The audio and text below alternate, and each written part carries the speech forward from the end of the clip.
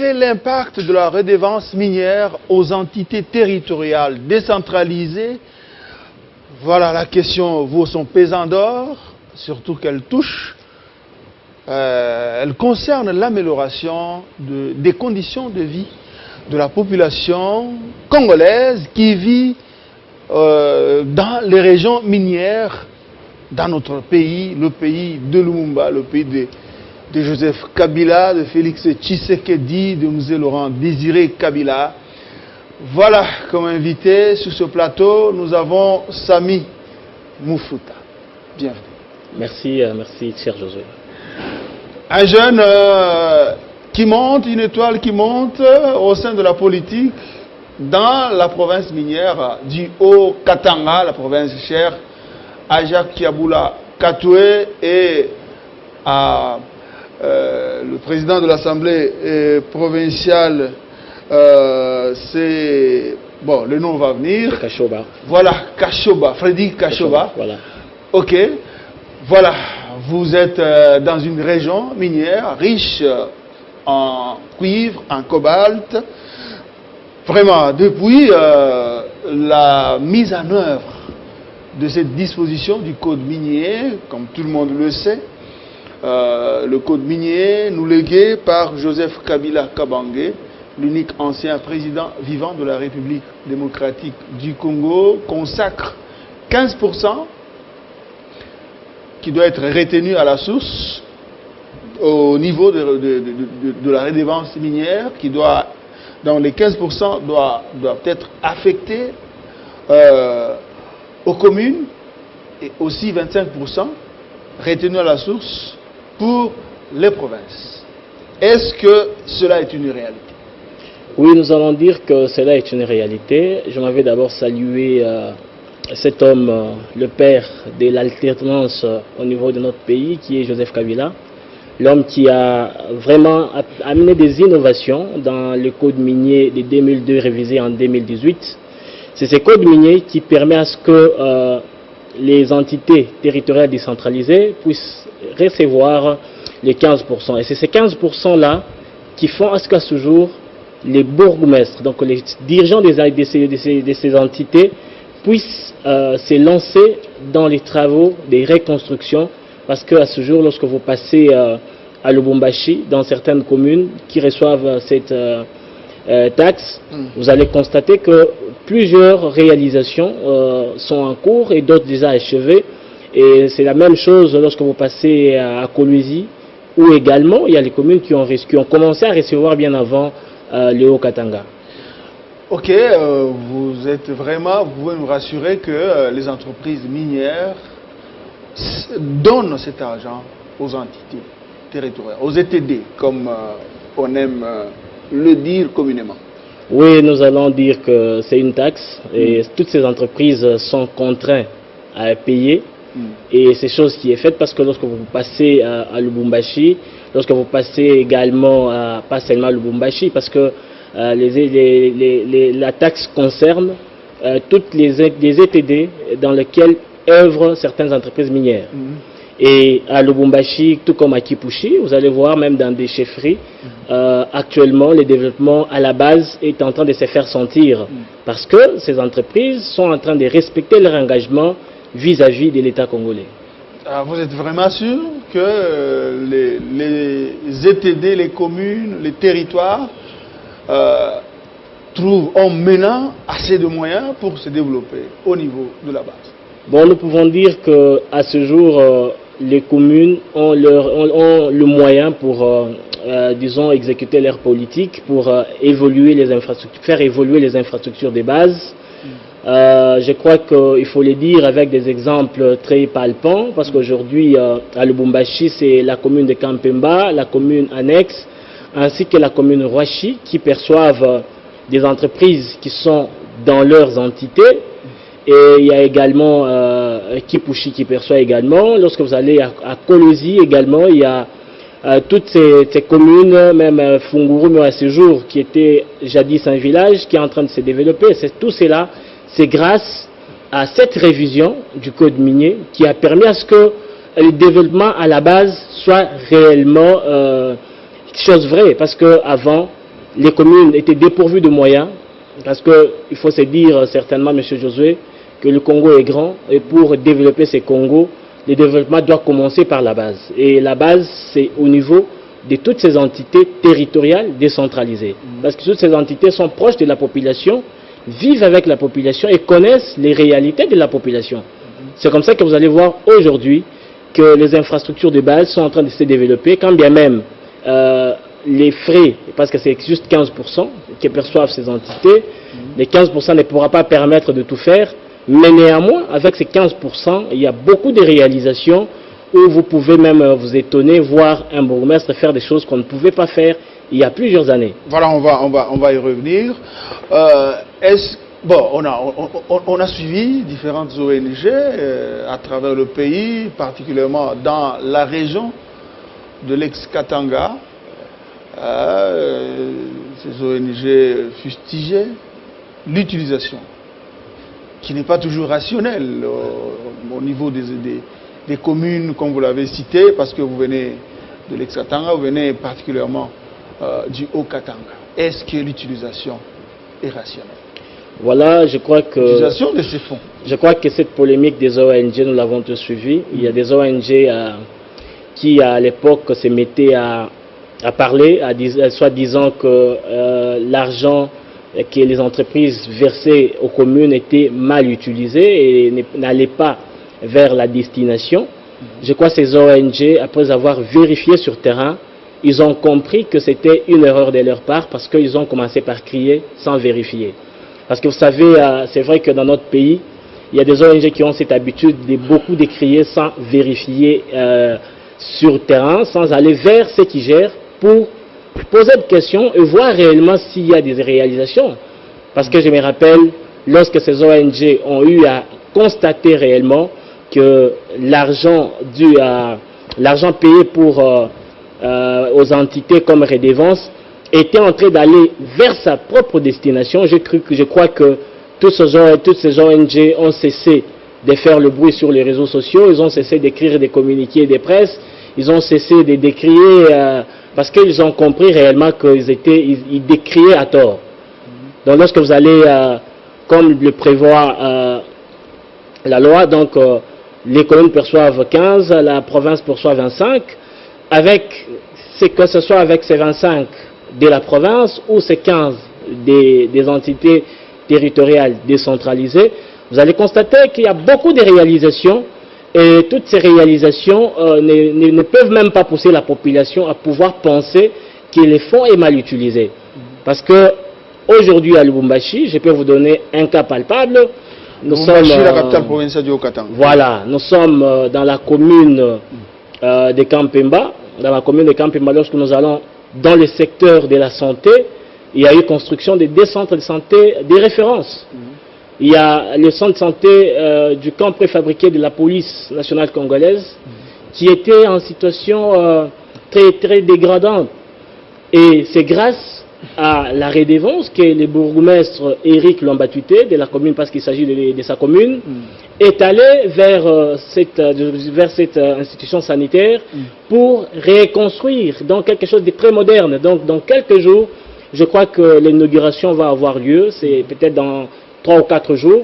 Donc vous allez constater avec moi que c'est une nouvelle bâtisse qui a poussé des terres. Et lorsque vous voyez cette bâtisse, elle est construite selon les normes modernes.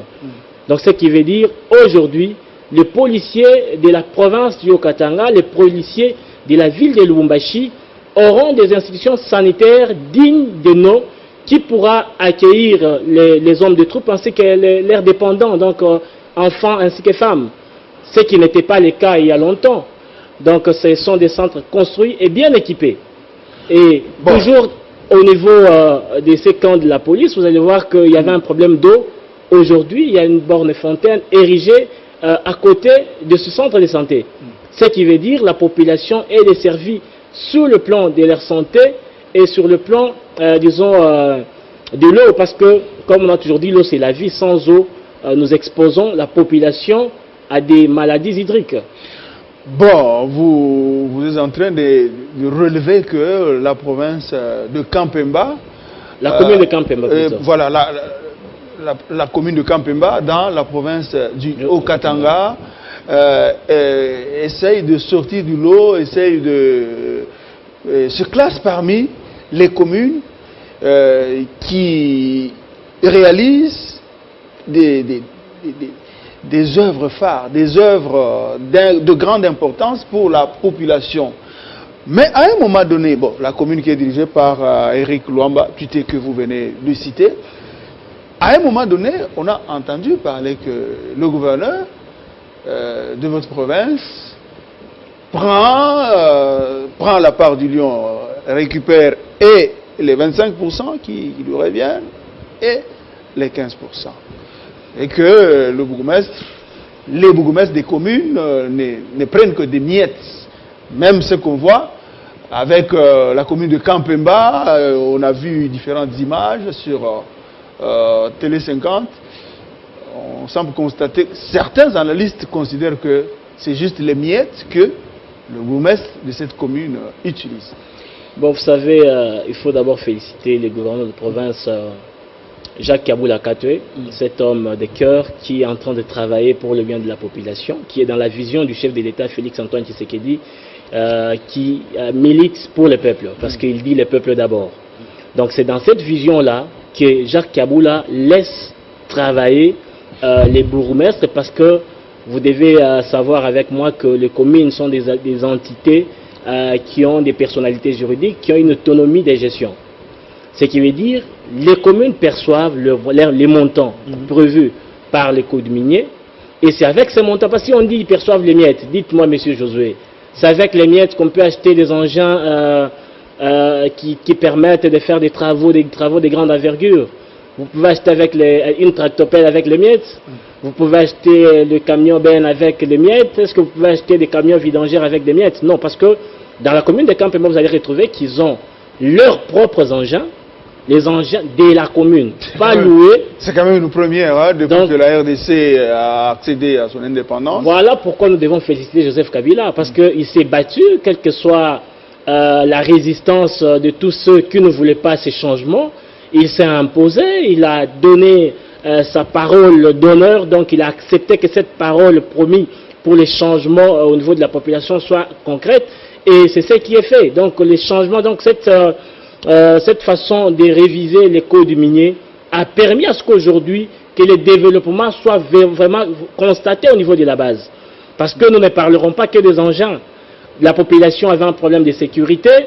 C'est vrai que, par exemple, toujours dans cette commune qui donne le ton, qui sort un peu du lot, vous allez constater qu'il y a eu des conteneurs dans des bureaux préfabriqués, dans conteneurs, qui ont été donnés à la police au niveau des Soussiat. Et lorsque vous prenez la grandeur, la commune de Kampemba a 48 km², donc c'est tellement vaste. Est-ce que ça a renforcé la sécurité? Parce que nous entendons chaque fois que Lubumbashi, Kampemba, ça crépite chaque nuit. Bon, en fait, il faut se dire qu'à un certain moment, il y avait crépitement des balles dans la ville de Lubumbashi. Le gouverneur Jacques Kaboula Katwe a eu à installer les CCO dans différentes communes. Vous pouvez expliquer les CCO pour permettre à ceux qui nous suivent de comprendre de quoi il s'agit? Bon, en fait, le gouverneur de province, qui est le maître de la sécurité de la population, a compris que pour que la population soit sécurisée, il faut que ces comités qui est chargé, disons, d'assurer la sécurité de la population, parce que, en fait, vous allez retrouver dans les CCO, il y a la police, il y a l'armée, il y a également, disons, les autorités civiles, qui sont les ministres, lui-même le gouverneur qui est les patrons, et au niveau des communes, il y a les bourgmestres qui sont impliqués dedans, dans cette structure qui est en train de mettre beaucoup de stratégies sur place pour que la population soit sécurisée. C'est ainsi que le gouverneur a compris que pour que la population soit bien sécurisée, il fallait que chaque commune ait un comité qui permet à ce que la sécurité, qui prend des stratégies, qui fait les suivis pour que la Donc, population, 24 ou 24? Pour que la population soit sécurisée nuit et jour. C'est comme ça qu'il a eu à doter des jeeps à chaque commune. Lorsque vous allez à Lubumbashi, vous allez constater qu'il y a des jeeps de la police où c'est écrit Katuba. Il y a des jeeps de la police où c'est écrit Kenya, selon les 7 communes de la ville de Lubumbashi. Et il ne s'est pas arrêté seulement aux véhicules. Bon, il y a certaines informations en notre possession. Parfois, quand il y a braquage, il y a attaque dans différentes maisons. Sur ces véhicules, il y a des numéros de téléphone. Parfois, quand les gens appellent pour demander l'intervention, ça sonne parmi les gens qui attaquent. Vous êtes au courant de ça? Vous savez, il y a des affirmations que je ne peux pas faire ici parce que récemment... Ce sont des infos que nous avons. Oui, oui, récemment à Lubumbashi, il y a un atelier qui a été organisé par l'honorable Fofo Konzi au niveau de la société civile où il y avait la participation de l'armée, de la police ainsi que de la population. Et c'était vraiment un bon débat où on démontrait réellement que la police faisait son travail, quand bien même qu'il y avait ces bandits qui étaient venus pour déstabiliser la ville, mettre en péril la vie de la population. Je crois que par la stratégie mise sur pied par le gouverneur ainsi que sa hiérarchie, je crois que cela a produit les fruits. Aujourd'hui, si quelqu'un vous dit qu'il y a eu crépitement des balles à Lubumbashi, je crois que ça ne se fait plus entendre comme c'était avant. Parce que ça a diminué sensiblement. Ça a diminué sensiblement. Parce qu'il faut se dire que le gouverneur Jacques Kaboula a hérité de cette insécurité. L'insécurité n'a pas commencé avec le gouverneur Jacques Kaboula. Vous vous souviendrez de l'opération Kibounou instaurée par le gouverneur sortant Pandé Kapopo. Son prédécesseur, c'était pour maîtriser l'insécurité, qui n'avait pas vraiment dit son dernier mot, qui a continué même à l'avènement de Jacques Kaboula Katwe. Alors lorsque Jacques Kaboula est venu, il avait promis pendant sa campagne qu'il doterait la police, parce que la police disait qu'elle n'avait pas de moyens pour se déplacer, aller intervenir lorsque la population lance les cris d'alarme. Lorsqu'il est arrivé, il a donné des jeeps, il a disposé des carburants et il motive même ceux qui sont sur terrain. Donc vous allez comprendre que c'est cette vision-là que le bourgmestre aussi dans différentes communes sont en train de matérialiser en dotant aussi la police, parce qu'à un certain moment la police n'avait pas de bureau. Il y a dans certains associats où ils étaient peut-être locataires chez autrui, mais on a pu mettre le moyen sur place avec peut-être avec la redevance minière pour les cas de la commune de Kampemba, où le bourgmestre a fait fabriquer plusieurs conteneurs, des bureaux préfabriqués dans un conteneur que vous allez constater dans tous les sociats de sa commune. Et lorsque, en faisant juste, disons, le tour dans la commune de Kampemba, j'ai constaté que réellement, ces bureaux sont placés à des endroits où avant il y avait de l'insécurité. Et c'est vraiment un ouf de soulagement pour cette population parce qu'elle va maintenant paisiblement, disons, à ses occupations, même durant la nuit, parce que sachant que la sécurité est proche d'eux. Donc c'est cette police de proximité que la population a saluée, qui est réalisée par les autorités de province, qui ne ménagent d'aucun effort pour que la paix règne totalement sur l'étendue de la ville de Lubumbashi et sur l'ensemble de la province du Haut-Katanga. Dans la province du Haut-Katanga, à Lubumbashi, capitale provinciale, il y a le tunnel. Le tunnel qui se trouve, je crois, qui relie la commune Kampemba à la commune Lubumbashi. Oui. Le tunnel qui pose toujours problème, qui est bouché à chaque tombée de fortes pluies. Bon, est-ce que dans le programme du bourgmestre de ces deux communes, commune Kampemba, commune Lubumbashi, y a-t-il aussi ce tunnel réfectionné, puisqu'il y a la chaussée de Kasenga aussi qui est indélabrement avancée. Bon, pourquoi c'est pas réhabilité? Je vais vous annoncer la bonne nouvelle, c'est qu'actuellement, il n'y a plus d'inondation au niveau du tunnel, parce que le gouverneur a mis à l'œuvre la société Rulco dans le Haut-Katanga, qui est en train de travailler la chaussée de Kasenga ainsi que les tunnels. Les tunnels avaient un problème, c'est que quand les eaux venaient avec les délabrements de la route, ça prenait, donc lorsque les eaux viennent avec force, ça prenait et le goudron, et le sable, et du gravier qui est entré dans les égouts et bouchait ces égouts. Alors il y a eu débouchage des égouts. Les égouts maintenant sont libres et l'asphaltage maintenant du tunnel est en train de se faire pour que prochainement que les goudrons ne puissent plus, les graviers, tout ce qui était autour de ces tunnels ne puisse plus tomber dans les caniveaux du tunnel afin de le boucher. Bon, il y a aussi les déchets plastiques, les bouteilles vides, les sachets et tout ça. Y a-t-il des dispositions? Parce qu'à tout moment, les gens utilisent et ils les jettent dans les égouts, comme vous venez de le dire. Est-ce qu'il y a-t-il des dispositions?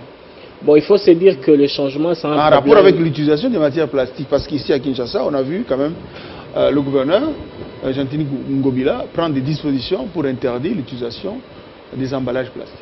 Il faut se dire que les changements, c'est un problème de la population, parce que c'est nous, la population, qui jetons ces poubelles, ces déchets plastiques à travers les routes, sachant que ces bouteilles que nous jetons partout vont aller boucher les tunnels, et par la suite nous allons crier pour dire que c'est le gouverneur de province. À ce jour, je crois qu'avec l'opération d'assainissement lancée dans la ville de Lubumbashi, il y a eu une très grande opération pour rendre la ville très propre, qui porte ce fruit. Je crois qu'il y a des poubelles qui ont été placées au devant différents magasins et autres, pour que prochainement la population ne puisse pas jeter leurs déchets sachets à travers les routes, mais qu'ils puissent les jeter dans les poubelles pour que les services d'environnement puissent venir récupérer et aller les amener vers la destination. Comment expliquer ce dynamisme dans la ville de Lubumbashi, ce dynamisme principalement dans la commune de Kampemba avec Eric Luamba Pité au sujet de l'utilisation des fonds provenant de la redevance minière? Bon, je crois que... par rapport aux autres. Je crois que le gouverneur lui-même a donné le temps. Lorsqu'il a pris la province, il a fait plusieurs réalisations et il est en train de les faire. Et c'est ces temps-là donnés par le gouverneur que certains ont pu capitaliser et imiter pour produire aussi des bons fruits au niveau de leur commune, tel que le cas de la commune Kampemba où il y a eu plus de 5 ponts construits. Il y a eu 2 centres de santé, une morgue. Vous savez, à Lubumbashi, le problème des morgues, c'était un casse-tête. Lorsque vous avez un mort, vous allez sillonner les morgues de la ville sans trouver peut-être une place. Mais lui, au moins, en ayant cette bonne vision, dans les traces, dans le pas du gouverneur de province, il a construit une morgue au niveau du quartier Kampemba, jadis appelé Taba Congo. Et en dehors de tout ça, vous allez constater que la ville de Lubumbashi est en train de se transformer à la base. Lorsque vous allez prendre la commune de la Rouachi, il y a aussi des bornes fontaines faites ça et là. Lorsque vous allez dans la commune annexe, vous allez aussi voir qu'il y a des routes qui sont en train d'être réhabilitées. Donc tout ça, c'est pour vous dire que la redevance minière est en train de produire des effets. Voilà, cette redevance qui pose toujours des problèmes à l'ancien président Joseph Kabila Kabange, avec les multinationales qui cherchent sa tête, qui font toujours pression, qui ne veulent pas que ça soit à cette hauteur de 25% pour les provinces et 15% pour les ETD. Qu'est-ce que vous en dites? Bon, vous savez que en révisant ces codes miniers, je crois que l'ancien chef de l'État avait une vision de voir ces pays changer au niveau de la base. C'est la raison pour laquelle il a vraiment martelé à ce que les codes miniers soient révisés et promulgués cette fois-là en 2018. Merci. Et je crois que nous ne pouvons que encourager les chefs de l'État, quand bien même les chefs de l'État sortants, quand bien même ces multinationaux se sont soulevés, mais néanmoins il a fait du bien pour son peuple. Le peuple ne l'oubliera jamais. Ils savent que si nous avons aujourd'hui le code minier, c'est grâce à Joseph Kabila. Et aussi, le changement est en train de se poser parce que le chef de l'État a donné le temps. Il a dit cette année, c'est l'année des actions. C'est comme ça que ce soit le gouverneur, que ce soit le bourgmestre dans différentes communes, ils sont tous à pied d'œuvre pour être dans la vision du chef de l'État, Félix Antoine Tshisekedi. Voilà, la continuité de l'État, Félix Tshisekedi est prêt, il s'est dit prêt à pouvoir appliquer vraiment à la lettre le nouveau code minier malgré les tergiversations, malgré les agitations de certains multinationales qui font pression par-ci par-là à travers les grandes puissances. La RDC doit absolument jouir, la population congolaise doit vivre, doit jouir réellement de ces richesses minières. Merci, chers téléspectateurs, de nous avoir suivis avec beaucoup d'attention à travers toute la planète. Aujourd'hui, nous venons de recevoir Sami Mouffouta, analyste politique. Il est aussi cadre du PPRD au niveau de la province du Haut-Katanga. Ici, il n'a pas engagé le PPRD. Ici, il est venu comme analyste politique indépendant. Je vous fixe rendez-vous prochainement. Restez avec nous car le programme continue sur votre chaîne. Au revoir.